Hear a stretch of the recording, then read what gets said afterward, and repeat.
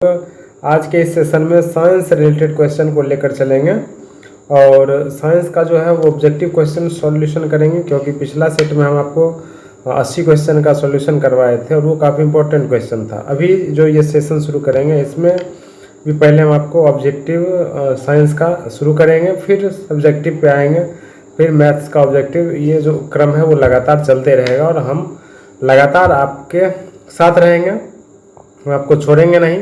अगर आप चैनल पर बने हुए हैं तो निश्चित ही इस चैनल से आपको काफ़ी फ़ायदा पहुंचेगा और आप लगातार प्रैक्टिस में रहेंगे। तो चलिए फिर से आज एक नए टॉपिक के साथ शुरू करते हैं आज का वीडियो। यदि वीडियो अच्छा लगेगा तो लाइक कीजिएगा, शेयर कीजिएगा और चैनल को सब्सक्राइब नहीं किए हैं तो चैनल को सब्सक्राइब कर लीजिएगा।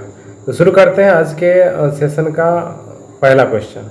तो ये रहा आपका पहला क्वेश्चन। आपको क्या करना है, बस वही आप बैठ के आप भी अपना स्कोर चेक कीजिए और क्वेश्चन पढ़ने के बाद हम आपको कुछ सेकंड का समय देंगे और उस टाइम में आप उसका आंसर ढूंढकर आप अपना ऑप्शन लिखिएगा और चेक कीजिएगा कि आप कितना स्कोर कर पा रहे हैं।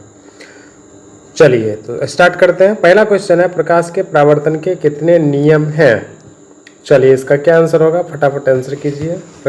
प्रकाश के परावर्तन के कितने नियम हैं? ऑप्शन में दे दिया है 1, 2, 3, 4। तो निश्चित ही आप सही आंसर लगा लिए होंगे। इसका जो राइट आंसर है वो है बी, क्योंकि प्रकाश के परावर्तन का एक नियम कभी पढ़े नहीं है, 3 नियम भी नहीं पढ़े हैं, 4 नियम नहीं पढ़े हैं, तो क्या होगा 2। नेक्स्ट क्वेश्चन है क्वेश्चन नंबर 2। इसमें कह रहा है कि वायु में गमन करती प्रकाश की किरण जल में तिरछी प्रवेश करती है, यह किरण। देखिए सबसे पहले जो क्वेश्चन में बोल रहा है, आप इसको डील करना अगर चाह रहे हैं तो आप इसको पहले लिख लिया कीजिए, तो आपके लिए ज़्यादा बेटर रहेगा। और यानी कि आपके पास समय है तो आप सॉल्व कर सकते हैं। जैसे ये मान लीजिए यहाँ पे नीचे है जल, यहाँ पे क्या है, यह है जल, और एक प्रकाश का किरण है जो इधर वायु, यहाँ पे क्या है माध्यम वायु, और ये क्या हो गया जल। वायु से जल में आ रहा है, तो वायु जो है वो प्रकाशतः क्या है, विरल माध्यम है। ये प्रकाशतः विरल माध्यम है और जल क्या है, प्रकाशतः सघन माध्यम। अर्थात विरल माध्यम से सघन माध्यम की ओर प्रकाश आ रहा है। प्रकाश की किरण विरल माध्यम से सघन माध्यम में जाती है तो अभिलंब की ओर थोड़ा मुड़ जाती है। इस प्रकार से प्रकाश किरण यहाँ से पास करेगी, इधर से जा रही है प्रकाश किरण, इसको ऐसे निकल जाना चाहिए था, लेकिन थोड़ा सा ये अभिलंब की ओर मुड़ जाती है। तो यहाँ पे लिखेंगे इसका जो राइट आंसर होगा वो होगा अभिलंब की ओर झुकेगी, यानी कि ऑप्शन नंबर बी जो है यही हुआ इसका ए, अभिलंब की ओर झुकेगी। लेते हैं नेक्स्ट क्वेश्चन। अगला क्वेश्चन कह रहा है, निम्नलिखित में किस लेंस को अपसारी लेंस कहते हैं? ये आपको पता ही होगा, इसको आप डायरेक्ट याद भी रख सकते हैं। अपसारी लेंस किसे कहते हैं? तो अवतल लेंस को अपसारी कहते हैं, उत्तल लेंस को अभिसारी कहते हैं। अवतल लेंस को क्या कहते हैं, अपसारी, और उत्तल लेंस को क्या कहते हैं, अभिसारी। ये याद रखिए। उत्तल एवं अवतल को एक साथ कुछ नहीं कहते हैं, बाइफोकल को भी कुछ नहीं कहते हैं। तो ये इसका राइट आंसर हो गया आपको अवतल लेंस। नेक्स्ट क्वेश्चन लेते हैं। किसी बिंब का वास्तविक तथा समान साइज का प्रतिबिंब प्राप्त करने के लिए बिंब को उत्तल लेंस के सामने कहाँ रखना चाहिए? या पढ़े होंगे कहाँ रखना चाहिए। जब उत्तल लेंस के वक्रता, ये हो गया इसका प्रकाश केंद्र और ये हो गया इसका वक्रता केंद्र, ये हो गया इसका फोकस। जब वक्रता केंद्र पर रखते हैं तो इसी का प्रतिबिंब जो है वो, एक प्रकाश किरण ऐसे आता है, दूसरा प्रकाश किरण ऐसे गुजरता है और जहाँ पे कट जाता है, वही तो समान साइज का जो प्रतिबिंब बनता है ये तब बनता है जब वस्तु लेंस के, ऑप्शन में दिया है लेंस के मुख्य फोकस पर हो तो नहीं होगा, लेंस के फोकस की दुगुनी दूरी पर हो। लेंस के फोकस की दुगुनी दूरी को ही कहते हैं वक्रता केंद्र, जिसको सी से सूचित करते हैं। तो यही होगा इसका राइट आंसर। अनंत पे नहीं होगा और लेंस और प्रकाश केंद्र के बीच ये भी नहीं होगा। चलते हैं नेक्स्ट क्वेश्चन पे। मानव नेत्र जिस भाग पर किसी वस्तु का प्रतिबिंब बनाता है वह है, ये बहुत इंपॉर्टेंट क्वेश्चन है। पिछला सेशन में भी इस क्वेश्चन पर हम लोग बात किए थे कि इसका जो राइट आंसर होगा वो क्या होगा, दृष्टि पटल। इसी का दूसरा नाम है रेटिना। दोनों नाम का यूज होता है, तब कुछ भी याद रखिए या दोनों याद रखिए तो ज़्यादा बेटर है। तो इसका राइट आंसर क्या हो गया, दृष्टि पटल। यहाँ पे क्वेश्चन नंबर 6 है, किसी माध्यम के अपवर्तनांक का मान होता है, क्या होगा इसका आंसर, फटाफट लिखिए। ऑप्शन दिया है sine I by sine R, sine R by sine I, sine I into sine R, sine I plus sine R. तो एक नियम आप पढ़े होंगे, स्नेल का नियम। स्नेल का नियम, ऐसी माध्यम में जो प्रकाश का अपवर्तनांक है वो sine I by sine R के बराबर होता है। तो ये आपको दे दिया है ऑप्शन नंबर ए में। तो इसका जो राइट आंसर होगा वो हो गया आपको ऑप्शन नंबर ए। लेते हैं अगला क्वेश्चन। किसी लेंस के आवर्धन का एसआई मात्रक निम्नलिखित में कौन है। ऑप्शन दे दिया है आपको मीटर, दूसरा ऑप्शन दिया है सेंटीमीटर, तीसरा ऑप्शन दिया है मिलीमीटर और चौथा ऑप्शन दिया है मात्रक विहीन। आवर्धन m बराबर सूत्र होता है v/u। तो यहाँ पे v क्या है, तो प्रतिबिंब दूरी है, u क्या है, तो वस्तु दूरी है। दोनों दूरी है, अगर दोनों मीटर में ही रहेगा तो मीटर बाय मीटर कट जाएगा तो कुछ नहीं बचेगा। तो इसका जो राइट आंसर होगा वो आपका हो गया आवेश विहीन, यानी कि मात्रक विहीन, इसका कोई आवेश नहीं होता। नेक्स्ट क्वेश्चन है, तारे का टिमटिमाना प्रकाश के किस घटना को दर्शाता है। पहला आपको दे दिया है प्रकाश का परावर्तन, दूसरा दिया हुआ प्रकाश का अपवर्तन, तीसरा दिया हुआ प्रकाश का प्रकीर्णन और चौथा दिया है प्रकाश का वर्ण विक्षेपण। ये क्वेश्चन काफ़ी इंपॉर्टेंट है और बार बार इसके ऊपर हम डिस्कस कर चुके हैं। तो इसका जो राइट आंसर होगा वो आप कमेंट बॉक्स में डालिएगा। अगला क्वेश्चन लेते हैं। क्वेश्चन है, किसी चालक का प्रतिरोध निम्नलिखित में किन बातों पर निर्भर करता है। चालक की लंबाई पर, यस करता है। दूसरा दिया हुआ है चालक के अनुप्रस्थ काट के क्षेत्रफल पर, इस पर भी निर्भर करता है। तीसरा दिया है चालक के पदार्थ की प्रकृति पर, यानी इसका जो है आपको ए नंबर भी होगा, बी भी सही है, सी भी सही है। इसका मतलब हुआ कि इसका राइट आंसर जो होगा वो हो जाएगा ऑप्शन नंबर डी, क्योंकि ये सब गुण जो है चालक की लंबाई हो या चालक के अनुप्रस्थ काट का क्षेत्रफल हो या पदार्थ की प्रकृति हो, इन सब पर चालक के पदार्थ का प्रतिरोध निर्भर करता है। अर्थात इसका राइट आंसर हो गया उपयुक्त सही। नेक्स्ट क्वेश्चन लेते हैं। निम्नलिखित में कौन विद्युत शक्ति का मात्रक है। तो इसको आप डायरेक्ट याद रखिए और आंसर इसका लिखिए क्या होगा। विद्युत शक्ति का जो मात्रक है वो होता है वाट।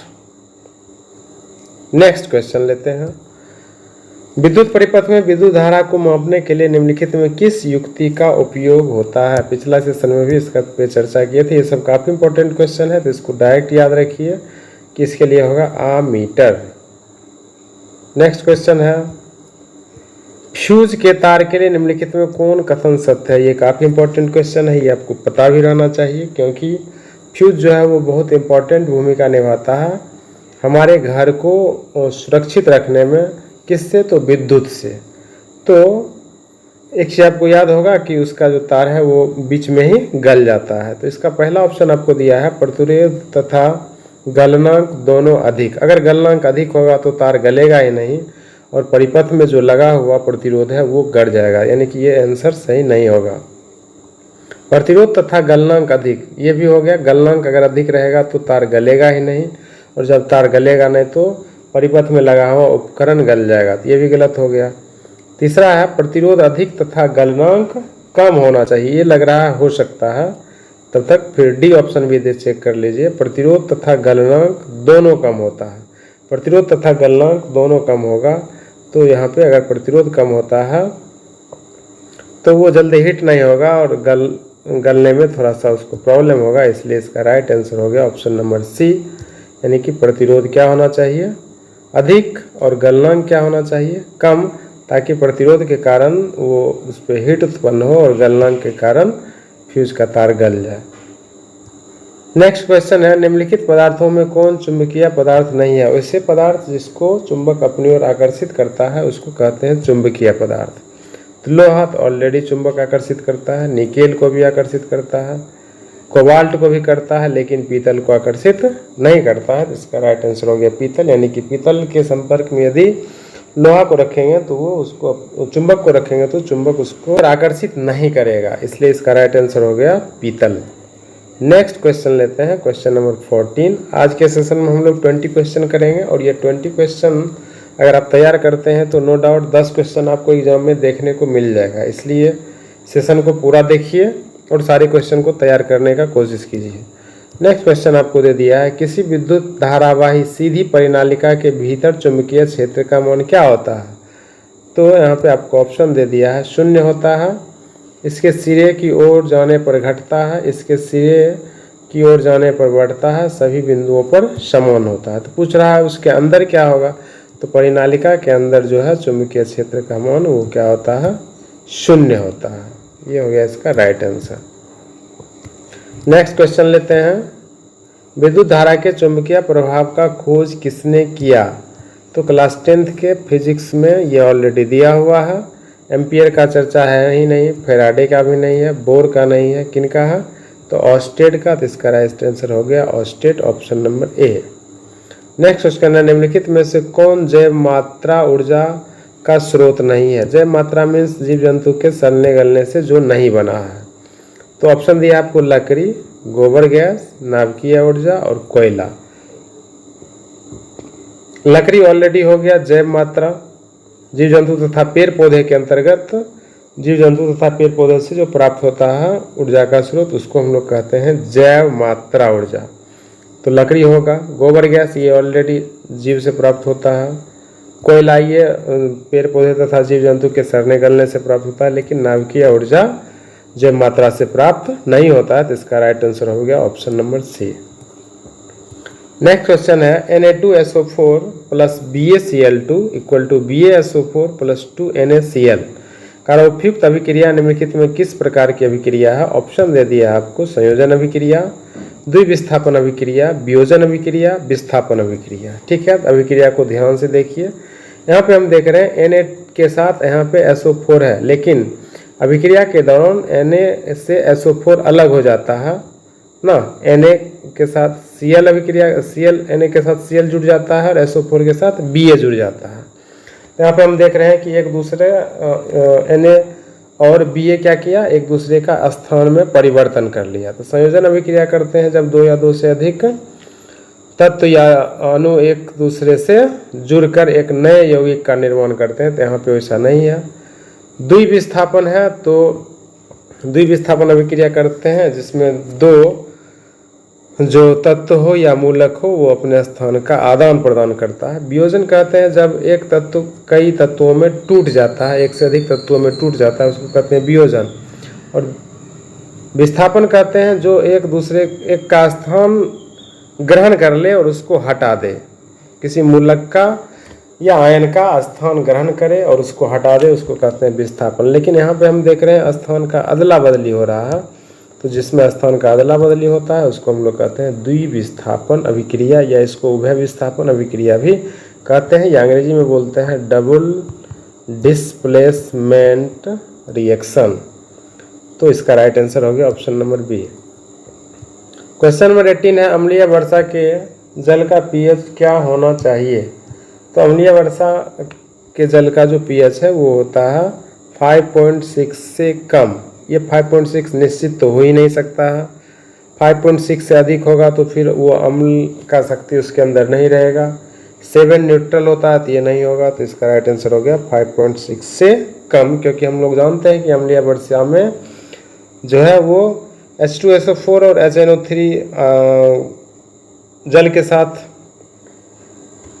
पृथ्वी पर आता है, तो ये दोनों जो यौगिक है वो काफ़ी अधिक अम्लीय होता है, इसलिए इसका राइट आंसर होगा 5.6 से कम। नेक्स्ट क्वेश्चन है, NaHCO3 यौगिक का प्रचलित नाम कौन है। प्रचलित नाम मीन्स किस नाम से इसको व्यापार में उपयोग में लाया जाता है। तो धोने का सोडा, इसका सूत्र होगा ही नहीं। व्यंजक चूर्ण का सूत्र CaOCl का होल टू ये होता है, ये भी नहीं होगा।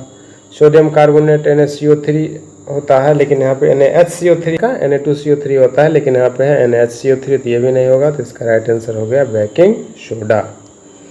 नेक्स्ट क्वेश्चन लेते हैं, अपच का उपचार करने के लिए इनमें किस औषधि का उपयोग करते हैं। यहाँ पे आपको 4 औषधि दे दिया है, एंटीबायोटिक, एनाल्जेसिक, एंटासिड और एंटीसेप्टिक। सब के बारे में आपको पता होगा। एंटीबायोटिक का प्रयोग रोग प्रतिरोधक क्षमता को बढ़ाने के लिए किया जाता है। एंटीसेप्टिक का प्रयोग जो छोटे छोटे कीटाणु होते हैं, बैक्टीरिया वायरस वगैरह होता है, उससे बचने के लिए किया जाता है। इसी प्रकार एनाल्जेसिक का यूज होता है। लेकिन एक एंटासिड है, नाम से ही भी स्पष्ट है, एंटासिड यानी कि एसिड का जो उल्टा होता है, जिसके अंदर एसिड से विपरीत गुण है, उसको बोलते हैं एंटासिड, अर्थात वो क्षारीय पदार्थ होता है। जिसका राइट आंसर हो गया ऑप्शन नंबर सी। तो ये 20 क्वेश्चन है। आप अपना अपना स्कोर लिख के कमेंट कीजिए कि आप इस 20 क्वेश्चन में कितने क्वेश्चन को सही कर रहे हैं, क्या आपका परफॉर्मेंस पिछले सेट से ज़्यादा बेटर हो पा रहा है। मिलते हैं फिर अगले वीडियो में, तब तक के लिए wish you all the best. Thank you.